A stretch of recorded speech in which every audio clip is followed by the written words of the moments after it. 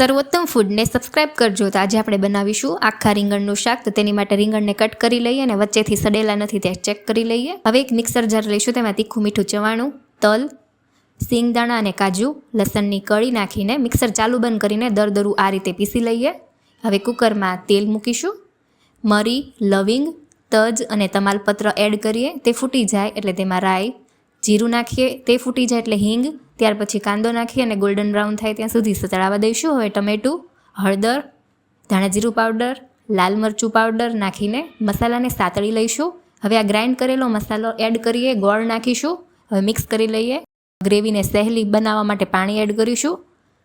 હજી થોડું વધારે પાણી એડ કરીએ. રીંગણને ચડવા માટે પણ પાણી એડ કરીએ. હવે કુકરની 4 વિસલ થવા દઈશું. 4 સીટી થઈ ગયા પછી આપણા આખા રીંગણનું શાક તૈયાર છે. લીલા ધાણા એડ કરીએ તો આપણા આખા રીંગણનું શાક તૈયાર છે.